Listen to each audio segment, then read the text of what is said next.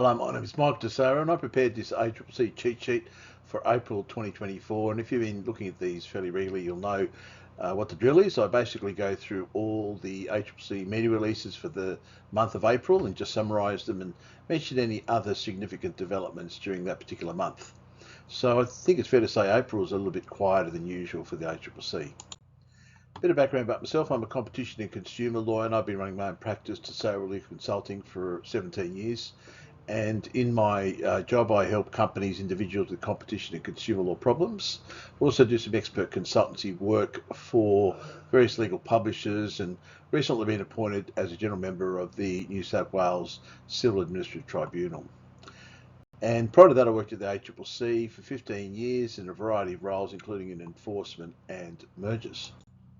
Now, that one's a bit shorter than usual. There were a couple of court cases, enforcement action, some big merger announcements. So the government announced its position on proposed merger reforms, some scam announcements, and 2 inquiry reports. Now, the big news, I guess, was that the ACCC decided to seek special leave to appeal the Hutchinson case. And this was a case where the ACCC alleged a boycott by effectively a boycott agreement between the CFMEU and Hutchinson to kick off a non-union approved waterproofer from a building site. And they ran the case under section 45E and the full court reversed the initial decision, effectively saying that there was no cogent evidence that there was an agreement between Hutchinson and the union. Rather, an equally plausible explanation may be that Hutchinson was just scared the union would black their site and decided to kick the waterproofer off. So it was a unilateral decision. The strange thing about the case, it sounds very much like a 45D case as opposed to a 45E case, and it might be the ACCC ran the wrong case. The ACCC is not happy with some of the things that the full federal court said about how to infer an agreement, and so that's the issue they want to get some High Court judgment on, and that's from the ACCC's media release. They want some High Court guidance on what is required to demonstrate the parties have reached an anti-competitive agreement or understanding. I'm not too sure they're going to get leave on this one because I don't know if it's a great vehicle to try and explore that issue, so wouldn't be surprised if the High Court decided not to give leave. The other big case was ACCC and Master Wealth Control, which probably better known by the owner and I guess founder of the business, which is Miss Dominique Grabisa, and she offers these various resources, videos, and runs seminars and conferences to explain to people how they can make a lot of money, and it promotes the use of this particular type of trust to make your property and other wealth immune from any challenge. So the ACCC took a case and Justice Jackman concluded that Master Wealth had breached the Australian consumer law and that Ms. Grabisa was not only concerned with contraventions. The main contraventions found was that the company had engaged in false and misleading representation to consumers in the promotion of 2 education programs. The first was the Real Estate Rescue Plan and the second was the Master Wealth Control Plan. And effectively over 3,000 people enrolled in these particular programs and paid quite a lot of money to participate. And the court also concluded that Ms. Grabisa was not only concerned with the contraventions, she had a central role in running the conferences, in preparing the videos and other promotional materials. And she actually knew that the representations were false and misleading. So it's a funny case in the sense that certain representations are made about the effect of legal structures and decision in a particular case that establishes vested trust was this great way of avoiding putting your assets at risk. And so the court had to go through that case and work out what it decided, and it didn't decide what these parties were claiming it decided. And I think it's an interesting case to read because I think Justice Jackman, since he's been on the federal court bench, has distinguished himself as a person who doesn't pull his punches. He's very direct, and there's a lot of colourful language, not colourful language, but quite striking language about Ms. Grabisa from Justice Jackman through the case. And interestingly, her main submission through her barrister in this case was that she wasn't intentionally trying to mislead anybody, she was simply incompetent. So I haven't heard that argument run before, and it wasn't successful in this case. Now, enforcement, the first enforcement action was against HSBC, and this relates to the consumer data rights, and the ACCC issued some infringement notices to HSBC claiming that they hadn't met their obligations under that regime, and $33,000 was paid. And the alleged breaches related to the failure by the bank to disclose relevant mortgage interest rates and also accurate credit card balances in response to requests by consumers. I think the main thing here, this is not an admission by the bank that they did anything wrong. They can pay the fine without admitting they breached the law. So this just highlights the ACCC's enforcement of the consumer data rights, move from obviously the education phase to the enforcement phase. The big case probably was a Glad Bags case, and this was an action commenced by the ACCC in April, 18th of April, against Clorox, which is the manufacturer of these Glad branded kitchen and garbage bags, and it's a very well-known brand, obviously. And the ACCC alleged that the company made false and misleading representations that their kitchen and garbage bags were partly made of recycled ocean plastic. And this is very similar to this earlier case last year, I think it was, against Moo Premium Foods, which is a very small manufacturer who made similar claims about their yogurt containers. And so the ACCC has alleged that Clorox represented that these bags were comprised 50% recycled ocean plastic collected from the ocean or sea, when that was not the case. And as was the case in the Moo case, the truth that the ACCC has alleged here is that they weren't actually taken from the sea, these plastics, but rather they were collected from communities in Indonesia which were up to 50 kilometres away from the shoreline. So they're not genuinely taking plastics out of the ocean and using them to make their products. Rather, these could be, these are plastics that largely are still on the land. And it's an interesting case because it seems fairly straightforward. The question here is whether Clorox is going to fight the case or tap the mat. It is also one of the big priority areas for the ACCC, obviously environmental and sustainability claims. So it's obviously focusing its effort much more this year on that particular area. Now, the big news probably in April was merger reform, and this arises from the ACCC agitating for merger reform, saying that the current system is not fit for purpose and needs major changes. And they put a range of proposals initially by the former chairman Rod Sims, and then the cause was excuse me, taken up by Gina Cass-Gottlieb, who sort of moderated the claims or the things that the ACCC was seeking to some extent. And then on the 10th of April 2024, the Commonwealth Treasurer, Dr. Chalmers, announced what the government's decision was on these various proposals, and that was at the Bannerman lecture. And effectively, they got the Competition Task Force, which is a group set up to look at various competition issues, to prepare a report and make recommendations. And it spoke to a lot of people. I spoke to them on a couple of occasions about this issue, and they spoke to a large number of other people, obviously. Now, the Treasurer explained that these changes were required because Australia's approach to mergers was no longer fit for purpose. He noted that we were only one of 3 OECD nations that did not have a mandatory notification system. So effectively, it's a voluntary thing to advise the ACCC of a merger. The other 2 are New Zealand and the UK, so they're not insignificant members of the OECD. He also looked at the evidence gathered by the Competition Task Force, which uncovered the fact that looking at various data sources, they were able to identify there were between 1,000 to 1,500 mergers occurring each year, but the ACCC has only been told at 330. So I think that was really the bit of information which probably pushed the government to accepting most of the ACCC proposals. That meant there were a lot of mergers going under the radar. And the other thing that this report disclosed that these weren't small mergers, they were actually mergers being undertaken by some of the largest companies in the market. So there's a strong suggestion they might have been having an impact on competition. So the changes the government agreed to was to introduce this mandatory and suspensory merger notifications scheme. So that means effectively people have to tell the ACCC of mergers, and if they don't, they can get in trouble. And furthermore, they're not allowed to complete the deal until the ACCC says it's okay.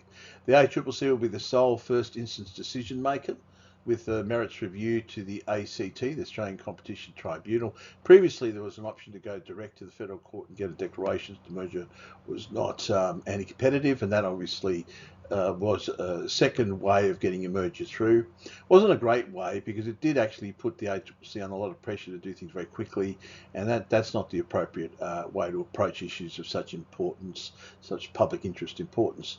There'll be no direct application to the federal court for merger approval, limited rights appeal on the ACT decision to the federal court on errors of law. There's a new rule that the ACCC, if they don't make a decision within the relevant time frame, the merger will be presumed to be permitted, which is a lot of pressure on the ACCC to get these things done quickly. There's a change in the legal test to prevent mergers which create, strengthen or retrench market power. I'm not too sure that was really necessary. I think that's the way that the courts probably interpreted the relevant provisions, but it just makes it clearer that they've got to look at these other issues when determining whether a merger is anti-competitive. A new rule permitting the ACCC to aggregate the competitive effects of a number of mergers by a particular acquirer over a few years and work out the cumulative effect of those acquisitions. That's going to be really interesting. I guess it's stopping the creeping acquisitions where a particular company might buy up a number of small local competitors over a period of time, and no one acquisition is going to result in a substantial loss in competition, but when you put them all together, it could result in a substantial loss in competition. There'll be new time limits for approval of the mergers, 30 days, with a fast track option of 15 days. That's a really tight time frame. I used to run the Sydney Mergers and Asset Sales branch, and that's a really tough one, particularly if it's a market you're not don't have any prior experience in. Where competition concerns are raised, the ACCC will conduct an in-depth assessment, and that's 4.5 months. Again, that can be quite quick for large complicated mergers where maybe multiple markets are relevant to your assessment. And there'll be a new mergers register to promote transparency and accountability. That was fairly uncontroversial.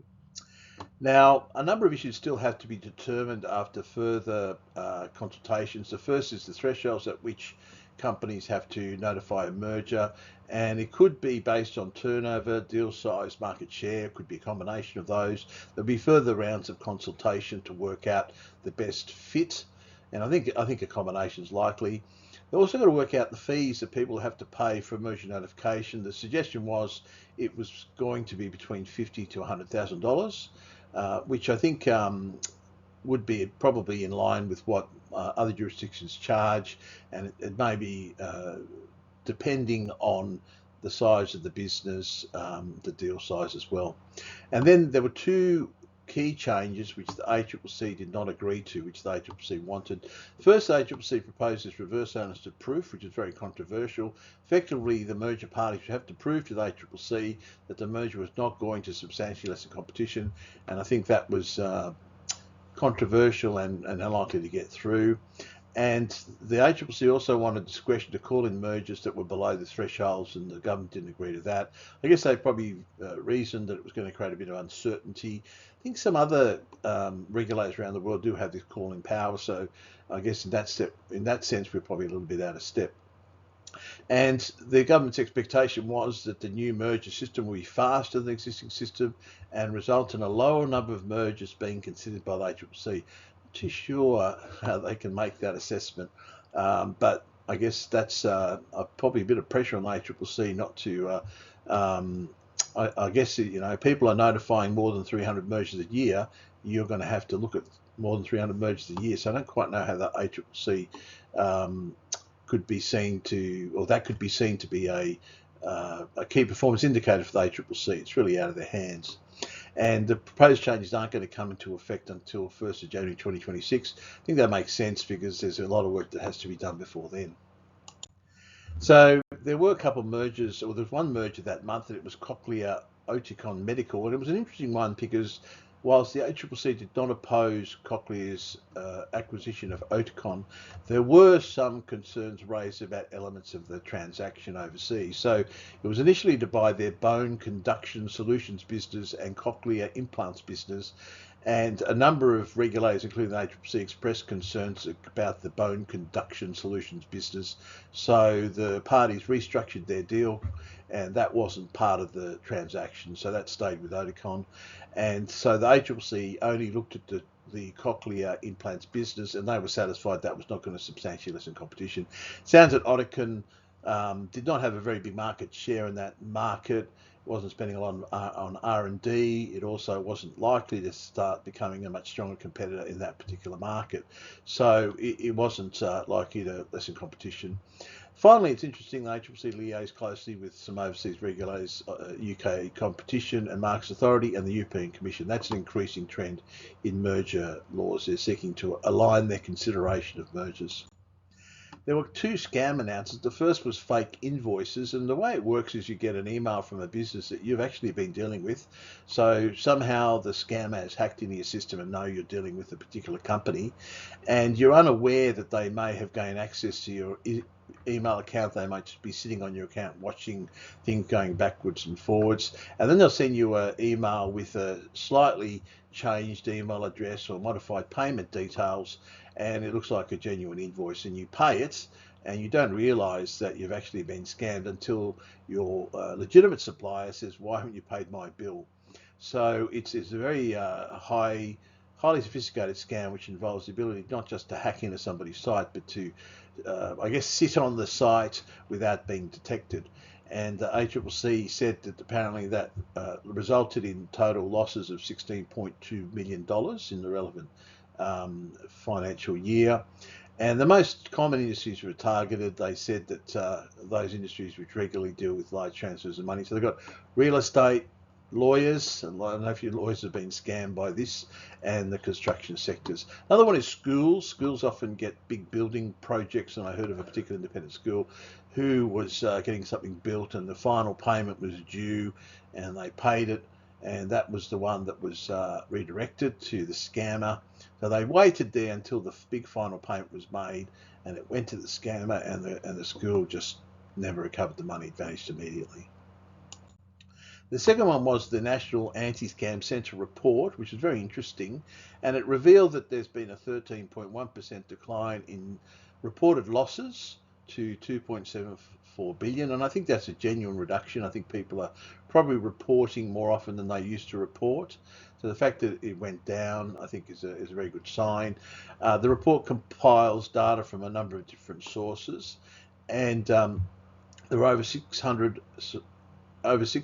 scam reports to these organisations in 2023, which is actually an increase. So you can see there's increased reporting, but a reduction in the losses claimed. So that's a good news story. Investment scams continue to be the most damaging, followed by remote access scams and romance scams. Other interesting findings were older people suffered the greatest harm at the hand of scammers, disproportionately impacted by investment scams, usually initiated through social media. Text messages were the most reported method of scanning, but I think it's some way that generally people get the most amount of money. Usually when there's some phone contact or video contact, that's where the biggest scams generally result in larger losses. Losses to job scams rose 151%, so obviously maybe that's linked to the cost of living crisis. People are desperate to try and find additional work, and I guess the finding that people from culturally and linguistically diverse communities are disproportionately impacted by those particular scams. Quality consultations, only two of those, and the good news, I guess, was the gas monitoring report, which came out in March and was reported on in April, and it seems that Australia's East Coast gas market is now expected to have a surplus of gas in the third quarter of 2024. So 6 petajoule surplus, and that's even if the LNG producers export all their uncontracted gas. So it seems the LNG people are, supporting the local markets and users of gas. And that's a good outcome. I guess there's been a lot of regulation there, so they've taken heed of that. Obviously, Victoria, New South Wales, South Australia, and Tasmania have shortfalls for a variety of reasons, 25 petajoules of gas, but Queensland has a forecasted surplus of 30 petajoules, so they're the ones who are going to be supplying the gas. But it's interesting that demand in the southern states is likely to be met not simply by Queensland's gas going south, but also by existing stored gas in those locations. The second one was the airline monitoring report, and this is quite interesting because obviously over COVID the whole industry declined dramatically, and it seems now that as far as aeronautical operations are concerned, a number of the major airports have returned to profit in the 2022-2023 financial year. So it's the first time since the end of COVID travel restrictions that has occurred. The number of passengers is still down, so as you can see, domestic 10.4% down, pre-pandemic levels, I should say, and international passengers 31% down. That's surprising. I didn't think it'd be that much. The 4 airports collectively earned a vast amount of money from car parking, and that's probably the best business they're operating. $337 million in operating profits from car parking activities, and that's a big increase from last year, 168% increase over last year. And they have operating margins of 60% for car parking. So there's probably not much for car parking. It's, you do most of the work yourself, don't you, really? But they're very big operating margins for any business. Landside access revenues have also increased. So this is taxi, ride-sharing service, other side. So even though the aeronautical charges haven't risen quite as dramatically, the other services have, and profits have risen quite dramatically. And I guess the big issue that's coming up is this aviation white paper, which the government's looking at putting together and putting out. And the ACCC put a submission in there, and it's obviously got concerns about the relationship between airports and airlines over various airport charges, particularly the smaller players who have alleged some difficulty in getting fair access and paying reasonable prices. And so the ACCC is advocating, amongst a number of things, for commercial arbitration to resolve those disputes. So potentially a quick way of resolving particular disputes. And there was an airline monitoring report that was included in the report, and it shows the decline in passenger numbers and how it's going back up. The operating margins is quite interesting. You see, they've got all these purple lines going down and then just shooting back up the following year. So they're making heaps of money. You got the car parking operating margins. You got some very high margins there, 72% for Brisbane. So it's a market to get into if you can, running car parks at airports. So just finishing up, the merger reforms are a very significant change, and I think people seem generally pretty happy with them. It makes sense for us to get in line with the overseas jurisdictions.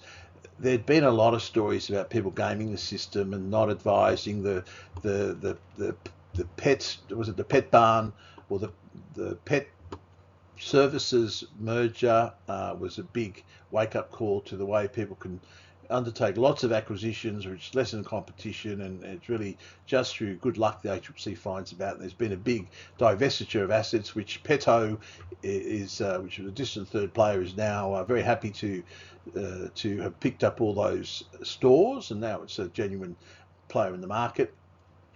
ACCC didn't get everything it wanted. I thought it might get the call-in power. I thought that was a potential, given that it exists overseas. The reverse onus of proof was always going to be tough. There probably is a bit of reverse onus of proof in some other jurisdictions. The way it works in the US is the government's got to prove a initial case, and then the onus shifts back to the merger parties to prove whether there's some benefits arising from the merger. So that wasn't such a wacky idea, but it is a long jump from where the laws were currently. So I don't think it was something that the government was keen to do. But the calling power is something that would have been helpful where there are these mergers in unusual industries which may have a disproportionate effect on competition. One interesting thing there about divestiture is that I understand the US regulators are looking at breaking up Live Nation, which is the owner of Ticketmaster, and they're concerned about their dominance in the market and the way they have allegedly misused their power in the market. So a lot of people are saying that nobody uses their divestiture powers anymore. Well, there seems to be a current case starting up in the US where those powers are going to be tested out. The Hutchinson appeal is, in my view, unlikely to get special leave. I just don't think it's a very good vehicle. It turns very much on the evidence, and it just seems to me they sued on 45E instead of 45D. So I don't know why they would have done that, but it seems like very much a 45D case, a secondary boycott case. Grabisa case is very well worth a read. As I said earlier, Jackman doesn't pull his punches. He calls things by their name. He doesn't beat around the bush, so it's very well worth reading. Glad bags will be interesting. I just have a feeling they'll probably give up on that one. I just think the evidence seems to be pretty straightforward, that if you think it's ocean plastics, most consumers would assume that came out of the ocean and not 50 kilometres inland. So I'd be very surprised if they didn't give up. And I always think if you've got a case like that, maybe giving up as soon as possible makes sense. And the airline's white paper is going to be very interesting to see what comes out of that. The ACCC is going to be definitely putting in submissions and having consultation with government. They want some major changes in that entire market. So that's all I had. If you have any questions about this particular presentation, feel free to give me a call or send me an email. Bye-bye.